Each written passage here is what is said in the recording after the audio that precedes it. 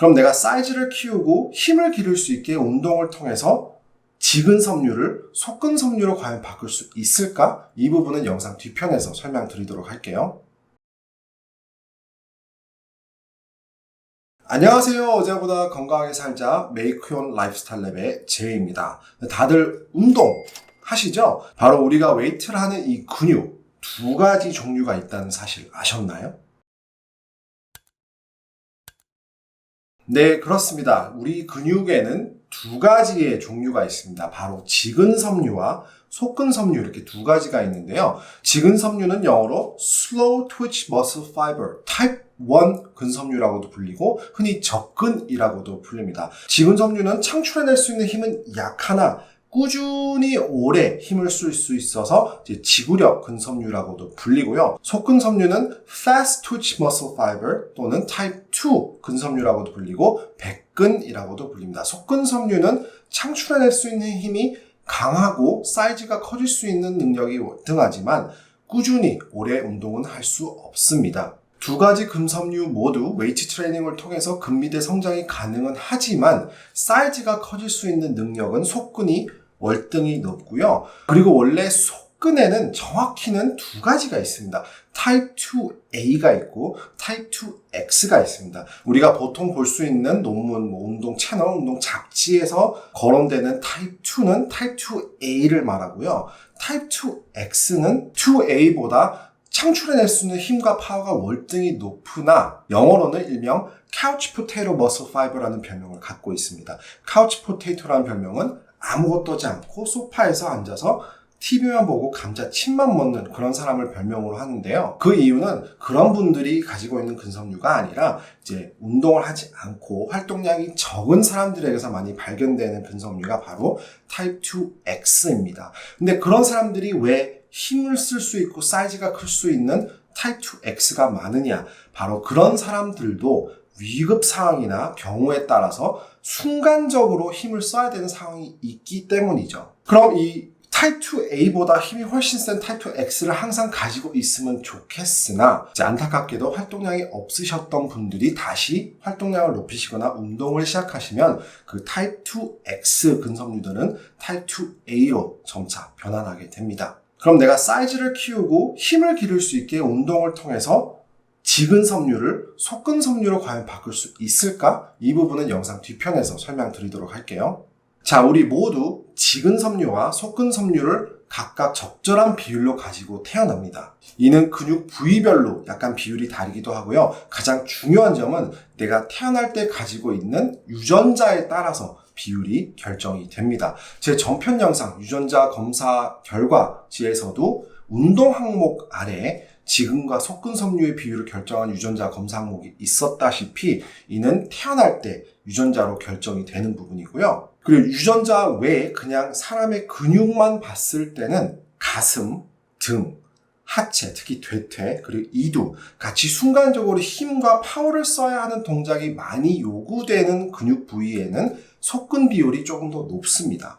그리고 반대로 파워보다는 꾸준히 오래 써야 되는 근육들, 복근, 척추 기립근, 종아리, 그리고 어깨. 어깨도 사실 이 각도에 마다 좀 비율이 다른데 그냥 평균적으로 어깨라고 여기서 오늘 영상에서 말씀드릴게요. 이 부위들은 속근보다 직근 섬유 비율이 조금 더 높습니다. 이렇게 각 근육 부위별로 비율이 다르고 또 앞서 말씀드린 바와 같이 유전적으로 다 비율이 다른데 가장 쉽게 예를 들자면 보디빌더 분들이나 파워리프터 분들을 보시면 이제 무거운 중량으로 짧은 시간 안에 운동을 하시는 분들의 근육 사이즈가 더 크죠. 그런 분들은 속근이 더 좀 많으신 분들입니다. 그리고 반대로 꾸준히 오랜 시간 운동을 해야 되는 대표적인 종목 바로 마라톤. 마라톤 선수분들을 보시면 체지방이 거의 없어져서 근육 톤이 많이 보이지만 근육 사이즈는 크지 않으시죠? 근데 꼭 유산소 종목이라고 해서 직근 비율이 높은 건 또 아닙니다. 생각해보시면 우사인 볼트 선수같이 단거리 선수, 스프린터 선수들을 보시면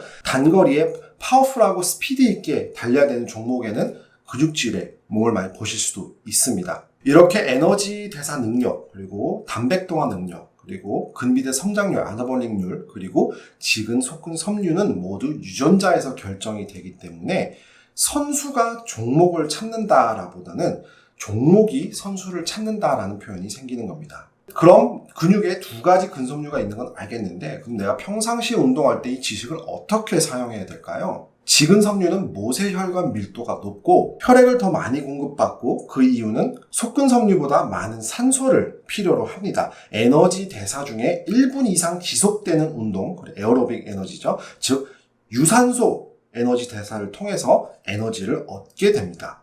반대로 속근은 운동 가능 시간이 짧기 때문에 글리코겐, 지방 등으로 에너지를 얻을 수 있고요. 무산소성 에너지 대사에서 에너지를 얻게 되는 대신에 이 대사는 피로물질, 즉 젖산이 쌓이기 때문에 우리가 운동할 때 느끼는 그 타는 듯한 느낌, 바로 젖산 때문에 오랜 시간 운동 지속이 불가능합니다. 자, 앞서 말씀드린 바와 같이 지근 그리고 속근 둘 다 웨이트 트레이닝을 통해서 근비대 성장이 가능하지만 속근이 성장할 수 있는 능력이 훨씬 높다고 말씀드렸는데요. 하지만 안타깝게도 내가 스트렝스 훈련, 무겁게 훈련을 한다고 해서 내가 가지고 있는 지근들이 속근섬유로 바뀔 수 있는 가능성은 제로입니다. 절대 불가능합니다. 그리고 또 마찬가지로 내가 아무리 웨이트를 열심히 한다고 한들 내 속근섬유의 숫자나 비율이 높아지는 건 아니고요. 내가 태어날 때 가지고 있는 속근들이 사이즈가 자라게 되는 겁니다. 그러면 근육을 키우기 위해서 웨이트 트레이닝을 할 때 왜 6에서 12회 할 수 있는 무게로 운동을 하라고 할까요? 바로 속근이 동원되는 중량은 내가 6에서 8회 할 수 있는 무게일 때 동원이 되기 때문입니다. 그렇다고 내가 10kg를 들고 30회를 할 수 있는데 6에서 8회만 한다고 해서 속근이 동원되는 건 아니고요. 내가 6에서 8회를 하고 9번째를 못할 때 그 중량을 가지고 운동할 때 속근이 동원이 되는 겁니다. 그래서 보편적으로 알고 계신 1에서 5회는 스트렝스, 6에서 12회는 근성장, 그리고 10에서 15회 이상은 근지구력이라고 나오는 표현이 바로 여기서 오는 건데요. 왜 근성장이 6에서 10이냐, 1에서 5가 아니라 바로 1에서 5는 스트렝스에 좀 포커스가 맞춰져 있는데요. 기억하셔야 될 부분은 힘은 중추신경계와 관절 연골들이 많이 개입이 되고요. 근육 사이즈가 클 수 있는 횟수를 봤을 때는 6에서 12회가 속근과 지근이 적절히 믹스되는 운동 횟수라고 보시면 되고요. 당연히 12에서 15회 이상, 20회 이상 가시게 되면 이제 지근이 많이 개입되는 지구력 운동이라고 보시면 됩니다. 그럼 이제 근섬유의 비율을 알고 횟수의 비율을 아신다면은 조금 더 디테일하게 아주 자세하게 들어가 보면 각 부위별로 또 다르게 반응을 할 수도 있습니다. 예를 들어 가슴 근육은 내가 6에서 8회 좀 파워풀하게 하는 운동이 잘 된다라고 가정했을 때 그게 꼭 내 몸 전체에 적용이 된다는 보장은 없거든요. 예를 들어 등은 조금 더 네거티브, 버티는 힘에 좀 중점을 둬야 근육의 데미지가 좀 더 온다거나 부위별로 다 다르기 때문에 이건 너무 디테일하고 커버할 게 많아서 추후에 따로 영상을 준비하도록 하고요. 보편적으로 내가 맞는 목적에 따라서 횟수를 정하는 방법이 가장 옳다고 생각합니다. 그럼 내가 웨이트 트레이닝 할 때 근육을 키우고 싶다라고 하실 때는 항상 6에서 12회를 한 게 맞을까?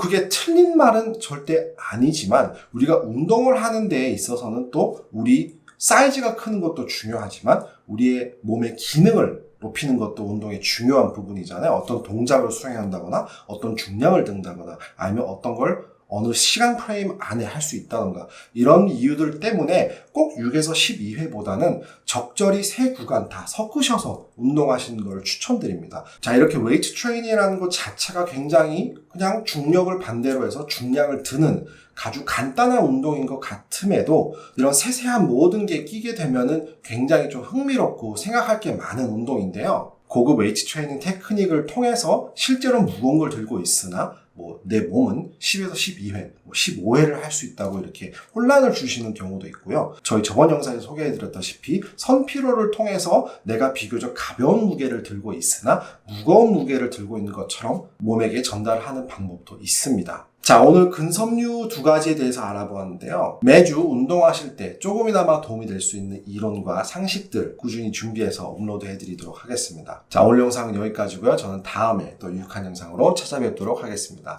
감사합니다.